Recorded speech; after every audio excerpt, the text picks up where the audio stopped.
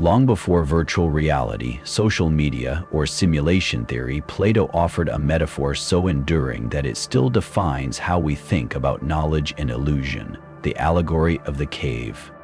In his Republic, Plato describes prisoners chained inside a dark cave, watching shadows on a wall, mistaking them for reality. Only when one escapes, ascending painfully into the light, does he realize the truth.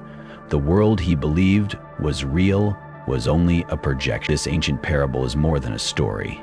It's a blueprint for the human condition. Plato forces us to confront the uncomfortable question: what if everything we know is merely a shadow of what is? In a world flooded with digital images, curated identities, and algorithmic echo chambers, Plato's cave feels less like an allegory and more like a diagnosis. But what does it mean to escape the cave today, and what happens when we step into the light? Prisoners of perception, the anatomy of Plato's cave. At the heart of Plato's allegory lies a haunting image: human beings chained since birth inside a dark cave, their heads fixed so they can see only the wall before them. Behind them, a fire burns, and between the fire and the prisoners, puppeteers cast shadows of objects onto the wall. The prisoners, unable to see the source, mistake the shadows for reality. This cave is not a place, it is a condition, a metaphor for the limits of human perception. Each element of the cave is symbolic. The prisoners represent us, bound by habit, culture, and ignorance. The shadows are the appearances and opinions we accept as truth. The chains symbolize our uncritical acceptance of experience, our psychological resistance to change, and the structural constraints of our environment. Even the fire, while offering light, is a false source, an imitation of true knowledge. What Plato challenges is not just what we see, but the assumption that seeing equals knowing. The allegory calls into question the reliability of sense experience and the default trust we place in appearances. In doing so, it dismantles the foundation of everyday knowledge and suggests that our understanding is shaped not by truth, but by proximity to the truth. The allegory is not an accusation, it is an invitation. Plato invites us to become aware of the cave we inhabit, to recognize that our reality might be a projection. In a world saturated with images and assumptions, his message is more vital than ever. Perception, unexamined, is imprisonment. Shadows on the wall. When appearances replace truth in Plato's cave, the prisoners spend their lives watching shadows. They assign names, meanings, and values to these flickering shapes, believing them to be the most real things. This is not foolishness, it is all they've ever known. For them, the shadow is the thing. But Plato warns that this trust in appearance is the beginning of ignorance. In today's world, the wall of shadows is no longer lit by fire, but by screens. Images on social media, curated news feeds, AI-generated personas, and viral narratives flood our attention. These are the new shadows. Projections carefully shaped by algorithms and agendas, appearing real because they are constant, familiar, and shared. We call it reality, but often it is only consensus. What Plato foresaw was not just a problem of illusion, but of confusion between appearance and essence. When shadows become more meaningful than what casts them, we live in a distortion. We debate headlines without questioning their sources. We fall in love with avatars. We chase validation through curated images. Truth becomes not what is, but what trends. This dynamic reveals a deeper problem. Reality is not just what is shown to us, it is what we're conditioned to value. The wall becomes our world, and anything beyond it is unimaginable or threatening. Plato's allegory reminds us that a shadow can never be the thing itself, and until we turn away from the wall, we remain captives of appearances. In a society where surface dominates depth, Plato challenges us to ask, are we seeing the world or just its projection? The ascent, why truth hurts before it heals. When a prisoner is freed in Plato's cave, he does not rejoice, he suffers. At first, the light blinds him. He stumbles, confused and afraid. The shadows he once trusted dissolve. The climb toward the cave's exit is not triumphant. It is painful, disorienting, and slow. Plato is clear. Awakening to truth is not a moment of bliss. but a confrontation with everything you thought you knew. This journey is deeply symbolic. The ascent represents the soul's movement from ignorance to knowledge, from illusion to understanding, and like any true transformation, it comes with cost. The mind resists letting go of its certainties. The ego clings to its constructed reality. Truth is not welcomed, it is endured. The pain of awakening is twofold. We must not only face what is real, but also mourn what we once believed. In this sense, enlightenment is a kind of death, the end of innocence, the collapse of comforting illusions. But it is also a rebirth. Once the eyes adjust, the freed prisoner sees the world as it truly is, not shadows but substance, not imitation, but Plato's allegory reminds us that truth is not entertainment. It demands effort, sacrifice, and courage. The path out of the cave is not lit by comfort, but by clarity. And for those who seek it, the reward is not certainty, but understanding. In a world addicted to ease and immediacy, Plato's message endures. Real growth begins in discomfort, and only those willing to suffer the light can ever see what lies beyond the wall. Education as liberation, the philosopher's role in the cave. Plato's vision of education defies conventional models. For him, education is not the act of placing knowledge into passive minds, but of turning the soul itself. The goal is not information, but orientation, guiding the person to look in a new direction, toward the light of truth. In the cave allegory, this turning is violent. It is not gentle guidance, but a rupture, a forced confrontation with the real. The educator's role, then, is not to decorate the shadows with better explanations, but to break the chains. True education liberates by unsettling. The philosopher, in Plato's view, is the one who has seen the light and returns to help others turn toward it. But this return is fraught. The freed prisoner, now attuned to the sun, re-enters the cave with blurry vision. His words are met with ridicule. The others see him as broken, not enlightened. Thus, Plato shows the difficulty not just of escaping illusion, but of communicating truth to those still inside it. This makes education inherently ethical. To teach is not just to inform, it is to risk, to struggle, and to serve. The philosopher must be willing to endure rejection and misunderstanding for the sake of those still in chains. Liberation is not just escape, it is responsibility. In a time when education often aims to produce efficiency, credentials, or conformity, Plato calls us back to its original purpose, awakening. To educate truly is to invite another to see, to risk disorientation for the sake of discovery. Resistance to enlightenment. Why some prefer the shadows, not everyone wants to leave the cave. For Plato, this is not a failure of intelligence, but of will. The comfort of familiarity, the warmth of consensus, and the fear of uncertainty often outweigh the desire for truth. In the allegory, those still change mock the freed prisoner. They do not envy his vision, they reject it. This resistance is central to the allegory's power. It reveals that illusion is not just imposed, it is chosen. The shadows are not merely deceptions, they are defenses. To question them is to risk unraveling identity, culture, and purpose. And so many prefer to stay. In modern life, we witness this resistance in countless forms: denial of inconvenient truths, hostility toward whistleblowers, and attacks on those who question dominant narratives. Often, those who challenge the system are not celebrated, they are silenced. This is not just social, it is psychological.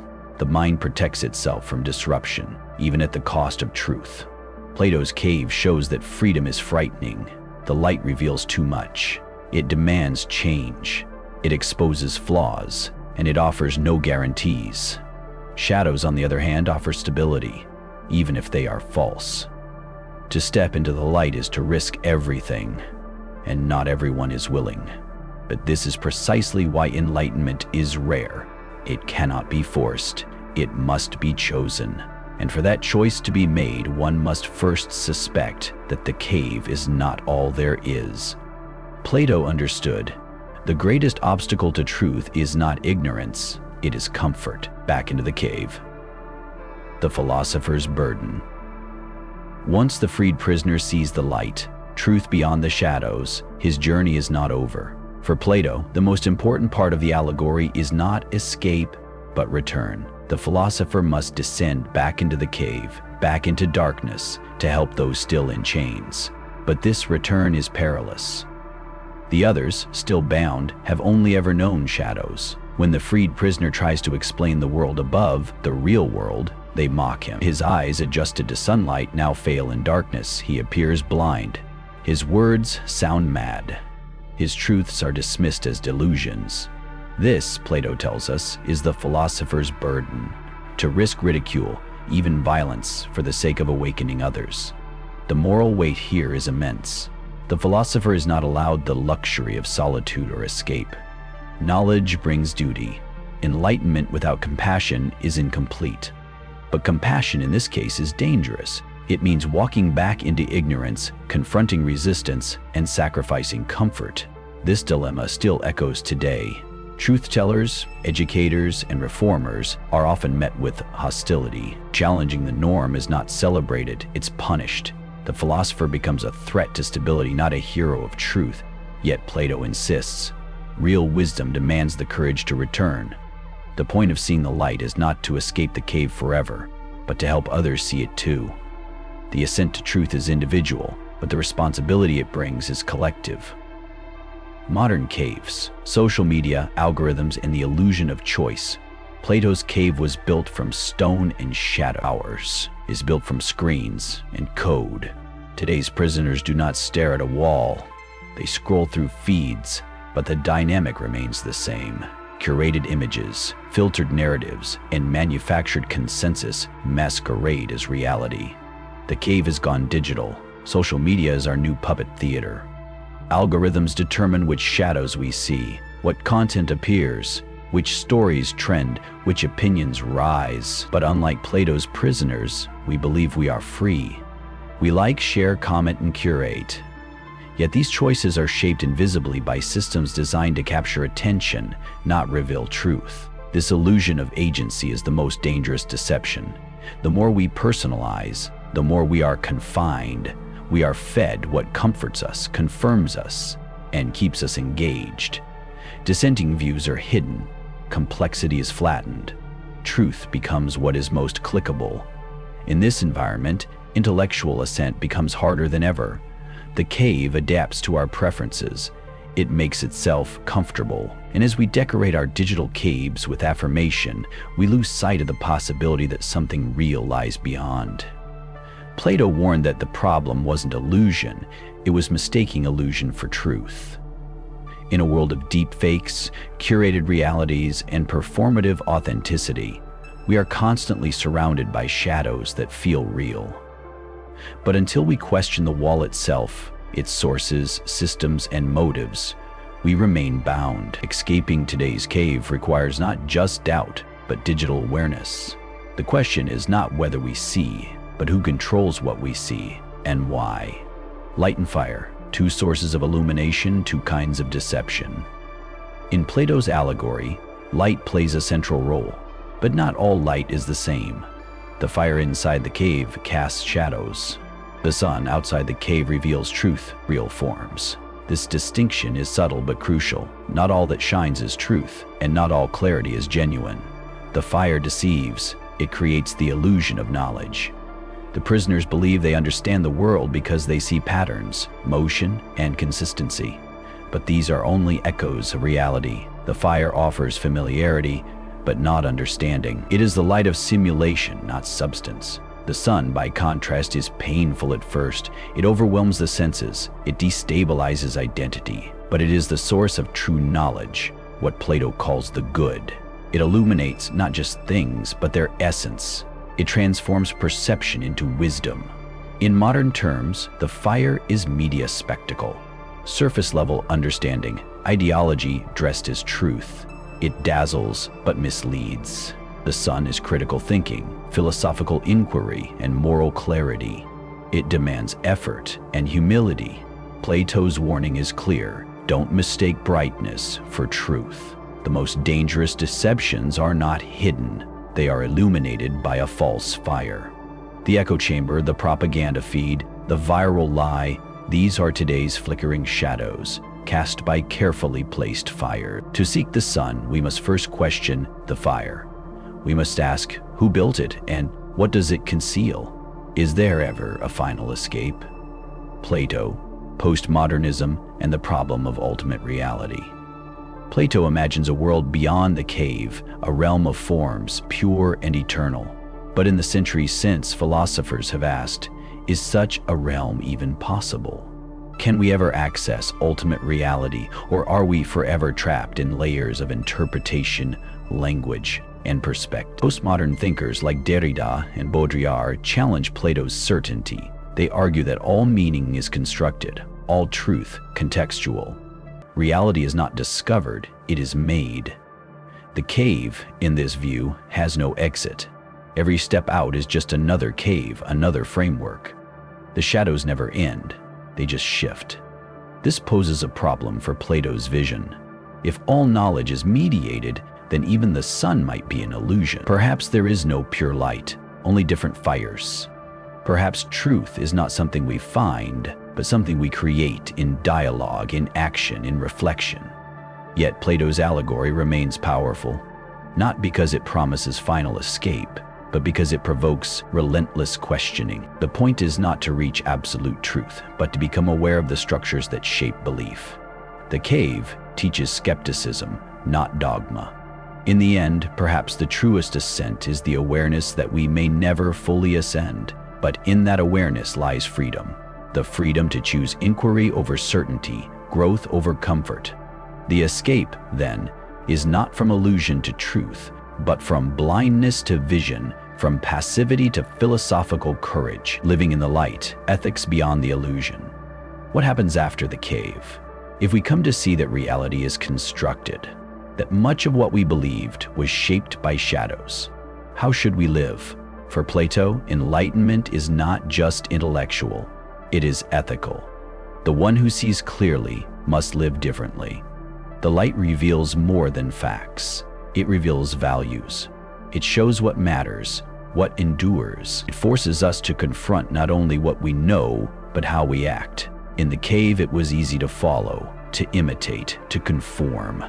Outside, there is responsibility, to think, to choose, to care. This awareness carries weight.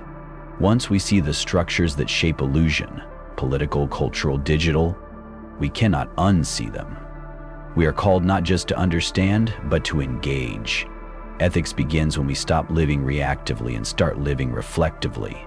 In Plato's view, the good life is not one of comfort, but of alignment with truth, justice, and the soul's higher calling. This is not idealism, it is discipline. It means resisting the easy answers. It means returning to the cave, again and again, with clarity and compassion. Today, this might mean resisting algorithms that reward outrage. It might mean standing against consensus when consensus hides injustice. It might mean cultivating virtues like humility, curiosity, and courage in a world that often rewards their opposites. Living in the light is not about superiority. It is about service. Not everyone escapes the cave, but those who do must become beacons, not judges. In the end, the light is not a reward, it is a responsibility.